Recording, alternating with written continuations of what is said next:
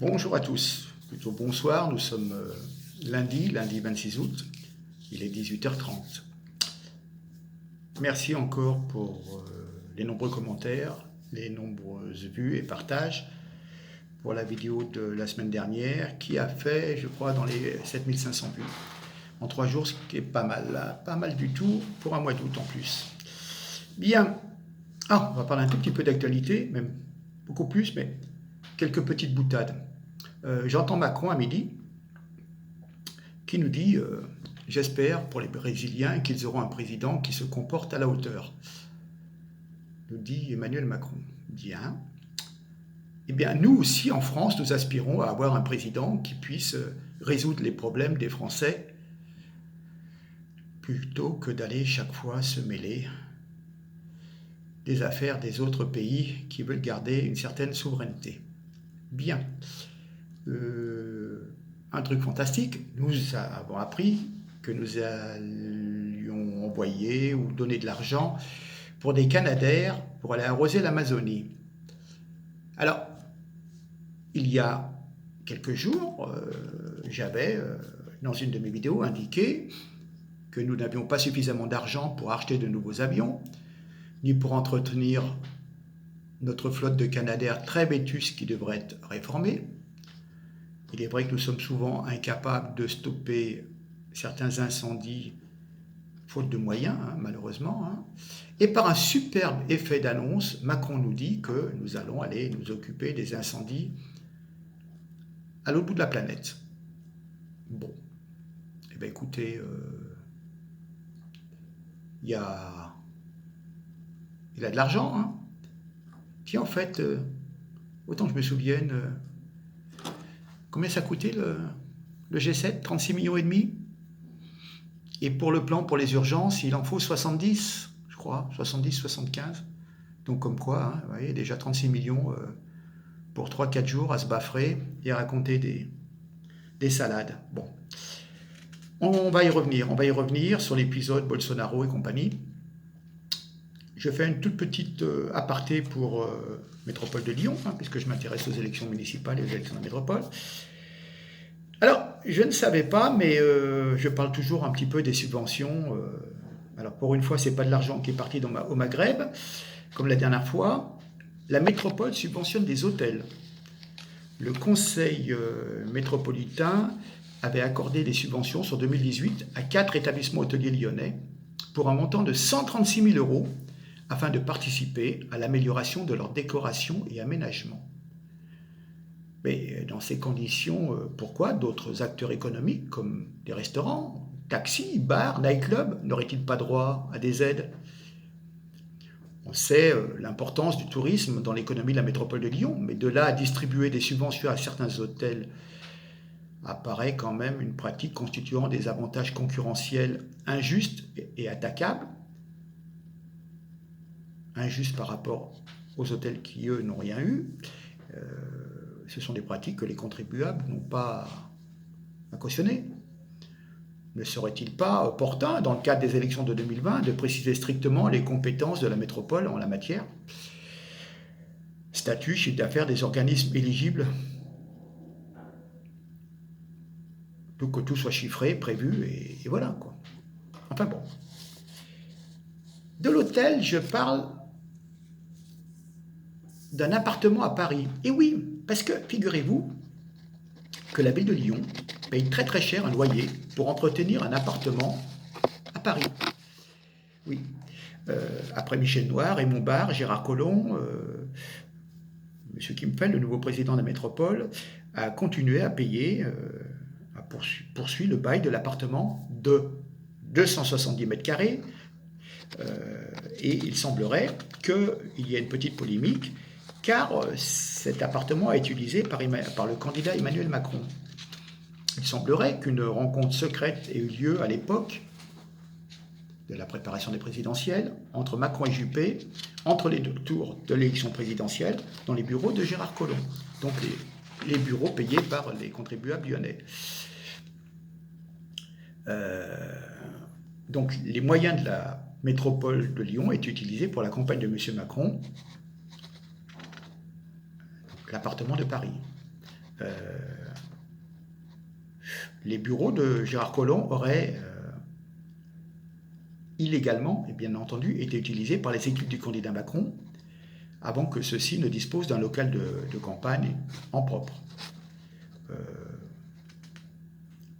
Kimfeld n'est pas trop au courant. Il se contente d'évoquer l'utilité de cette vitrine du savoir-faire lyonnais et un lieu de travail pour le président et les vice-présidents, leur permettant de rencontrer des personnalités du monde politico-économique.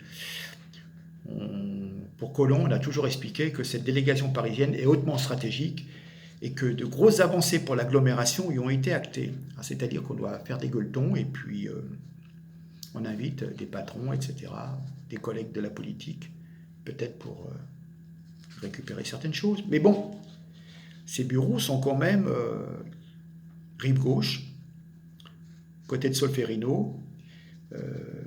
C'est la rue de Villers-Sexel, c'est des immeubles haussmanniens. Au numéro 2, une poignée dorée accrochée à une porte mordorée, à l'échappée d'un tapis floral rouge et bleu. L'appartement de 270 mètres carrés déploie ses grands couloirs parquetés, ses bureaux, ses salles de réunion, mobilier contemporain. Il y a aussi une chambre, une salle de bain, une cuisine. Montant, écoutez bien, vous êtes assis, montant mensuel du loyer, 19 500 €, charges comprises, soit 232 000 € par an. C'est Michel Noir, RPR, le premier qui loue l'appartement en 89 ou en 90, car il se voyait déjà un petit peu pour se présenter aux élections présidentielles à l'époque. C'est bon. En 95, Raymond Barre y installe aussi des bureaux. En 2001, Gérard Collomb annonce ne pas vouloir en faire un logement, ce ne serait pas éthique. Et c'est là qu'on parle de créer une ambassade lyonnaise. Dans la foulée, un annuaire des Lyonnais de Paris est édité, des cocktails organisés autour d'événements consacrés à Lyon. Et voilà. Donc, alors c'est une... oui, après il a sous-loué une partie à l'Aderly. L'Aderly, c'est une agence qui appartient à la Courly, donc ça ne change rien. Et cet Aderly sous-loue une partie, 100 mètres carrés, pour 66 000 €, mais comme elle est destinataire de subventions de la métropole pour 3,5 millions d'euros, donc ça ne change rien, quoi. On donne des subventions pour que paye sous-loue une partie des bureaux. Donc, et voilà, et puis bon, là, il y a une secrétaire à temps plein. Alors, elle vient de partir, et donc, du coup, en début d'année, il y a une nouvelle qui est rentrée. Voilà. Alors, on peut dire qu'il y a 6 millions d'euros, c'est ce qu'a coûté à minima la location de l'appartement de Paris aux contribuables de l'agglomération lyonnaise depuis les années 90. Voilà. Bon, dont acte. Bon. Je pense qu'il pourrait avoir de l'argent un peu mieux employé, je sais pas. Surtout quand il y a pénurie. Alors, comment dire, j'en ai marre, j'en ai plus cassé, c'est toujours la même chose. Il y a une hystérie permanente, il y a une avalanche de fake news en boucle, de bourrage de crâne à grands coups de médias, des médias évidemment du système qui en font beaucoup trop. Ils ont des chiens de garde et on manipule le bas peuple. Alors il y avait d'abord l'élection de Trump, il y avait, mon Dieu, la montée du nationalisme en Europe, une hystérie contre les gilets jaunes. Tous ceux qui refusent un système qui est quand même relativement avarié. Alors on se mobilise contre la Russie de Poutine, contre l'Italie de Salvini, contre la Hongrie d'Orban, contre le Brexit de Boris Johnson. Et aujourd'hui, un nouvel épisode de la folie collective sur tous les médias et les réseaux sociaux. Nous avons des célébrités gauchissantes du showbiz qui montent au créneau du haut de leur villa. Certaines villas hollywoodiennes n'hésitent pas à mouiller la chemise pour dénoncer un verre de champagne à la main les terribles incendies en Amazonie. Et bien sûr, par ricochet, le coupable idéal est déjà trouvé, les terribles incendies en Amazonie. Le coupable, c'est le président Bolsonaro, capable de brûler le poumon vert de la planète et de vouloir tous nous asphyxier. Voilà. Enfin bon, manipulation, des photos parfois un petit peu hors contexte. L'Amazon brûlait déjà avant. Quand il y avait d'autres présidents, on n'en faisait pas tout un plat. Mais bon, l'important, si vous voulez, c'est de marquer les esprits. On en parle, on rabâche, de révolter, de soulever l'opinion. Parce que Bolsonaro n'adhère pas aux système en place. Hein. Donc tous ceux qui, dans le monde, défendent la nation, une certaine souveraineté, eh ben, c'est bizarre, le système mondialiste et les médias attaquent tous ceux qui veulent préserver leur identité. Alors bon, Bolsonaro, c'est pas ma tasse de thé, hein, c'est pas... ni Trump, encore moins. Hein. Mais bon, voilà, ce que je veux dire, c'est que... Voilà, je crois qu'en Bolivie, il y a aussi des incendies, mais il y a un gentil président de gauche, assez sympathique d'ailleurs, très modeste, et là, personne ne dit rien. Voilà. Enfin, bon. Alors, je reviens sur Macron, compte Twitter, notre maison brûle, littéralement, l'Amazonie, le poumon de notre planète qui produit 20% de notre oxygène est en feu, c'est une crise internationale, membre du G7, rendez-vous dans 2 jours pour parler de cette urgence. Act for the Amazon. Et il nous sort une photo qui date de 16 ans. Donc franchement, effectivement, complètement parano, Macron. Il se mêle de tout, surtout ce qui ne le regarde pas. Hein. Effectivement, je ne reviens pas sur les engueulades avec Salvini, Poutine, Orban. Et maintenant, il faut qu'il aille semer... Allez, il faut qu'il aille semer sa merde au Brésil. Bien sûr, dès qu'il y a une personne, des dirigeants nationalistes, qui s'occupent principalement de leur peuple, tout le contraire de Macron, hein, puisque lui s'occupe de tout ce qui se passe à l'étranger, mais il ne règle pas les problèmes en France.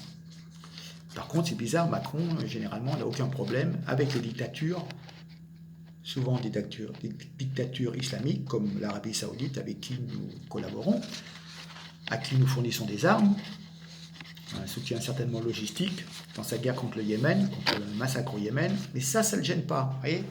Mais Bolsonaro, bon.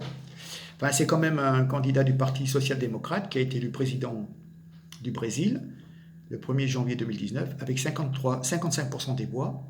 Il avait déjà 46% au premier tour, donc Macron peut aller se rhabiller avec 79% de participation. Hein. Il n'a pas été élu au rabais comme Macron.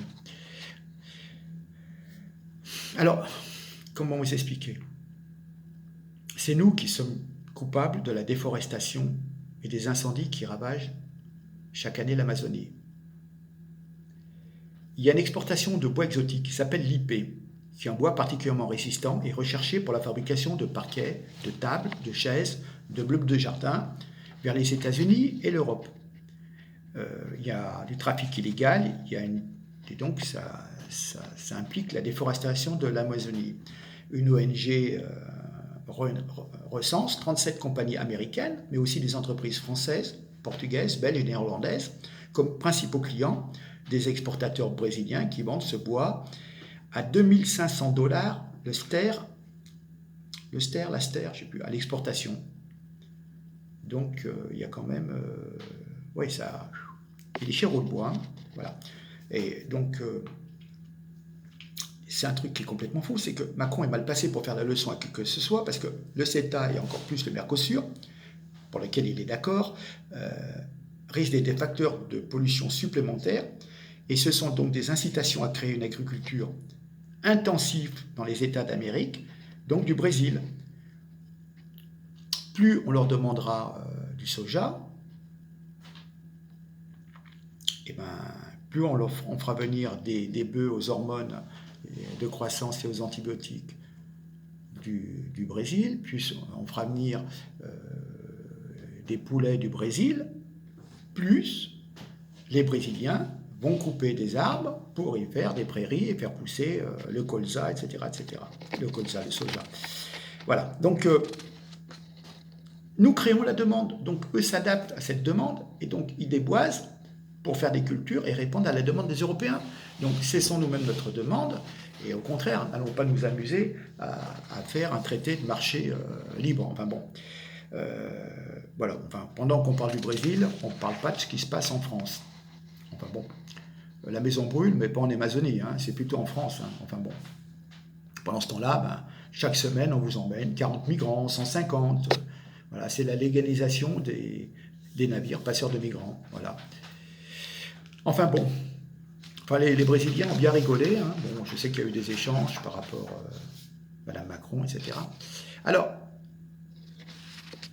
pour étayer ce que moi je dis, je suis tombé sur un article de Yann Arthus Bertrand, qui défend la cause quand même écologique, bien que parfois, quand il se balade à droite à gauche pour faire des films, il doit bien brûler du CO2, mais bon.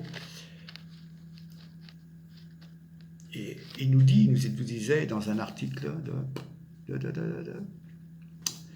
d'une revue, d'un magazine, il réagissait à la progression des incendies en Amazonie, mais il nous dit, c'est épouvantable, mais je ne suis malheureusement pas surpris. Il faut savoir que chaque année, la déforestation détruit sur la planète des forêts primaires de la taille de la Belgique. Tout ça pour produire de l'huile de palme ou du soja destiné à nourrir nos animaux d'élevage et à fabriquer de la viande industrielle. Beaucoup de ces feux sont provoqués par des paysans pauvres à qui on demande de fournir ces matières premières. Mais ces feux en Amazonie ne sont au fond que le reflet de nos vies. C'est trop facile, écoutez bien, d'accuser le président brésilien Bolsonaro. Ça ne sert à rien de la part d'Emmanuel Macron de le pointer du doigt et de lui faire la leçon. Si chez nous, en France, on ne lutte pas contre la viande industrielle, voilà. Pour nourrir notre bétail, les coopératives françaises importent du soja produit au Brésil et issu de la déforestation. Donc arrêtons d'accuser les autres, les lobbies, le commerce international, etc., etc. C'est à nous de changer de mode d'alimentation et de, pour ainsi dire, voter avec nos chariots au supermarché. Et voilà. Depuis, en 50 ans, la population mondiale a quadruplé et dans le même temps, la consommation de viande a été multipliée par 8. Rien qu'en France, on élève chaque année 25 millions de cochons. Et après, on s'étonne d'avoir des algues vertes le long de nos plages. Il y a aussi des incendies monstres en Sibérie, en Alaska. Voilà, bon, l'Amazonie en flammes. Bon. Récemment, on a battu le record du nombre d'avions qui volaient en même temps dans le ciel, ce qui est un vrai désastre écologique. Et pourtant, on est incapable de revenir sur ce modèle économique qui n'est basé que sur la croissance à tout prix. Ce système de civilisation détruit notre planète. Et j'en ai marre qu'on m'interroge tous les jours sur la fin du monde. Donc, ce que je vous disais la dernière fois, quand vous voyez que le président Trump est venu avec l'Air Force One, il a atterri à Bordeaux. Ensuite, il y a un autre avion qui a emmené son hélicoptère, un très très gros porteur. On a sorti l'hélicoptère et avec son hélicoptère antimissile, il est allé à Biarritz. Donc voilà. Après, on va nous faire la leçon. Enfin, voilà. Donc j'espère vous avoir... je pense que c'était un très très très bel article de Yann Arthus Bertrand, donc qui expliquait bien le pourquoi du comment. Donc tout le reste, c'est de l'enfumage. Et voilà, et on va envoyer des avions et tout. Mais... Qui allume les feux? C'est les paysans parce qu'on leur demande de faire des plantations pour répondre à la demande. Et comme ce sont des très pauvres personnes, et ben, s'ils peuvent cultiver quelques hectares de plus, et ben, ils le font. Voilà. Et après, ça enchaîne et ça fait des incendies gigantesques.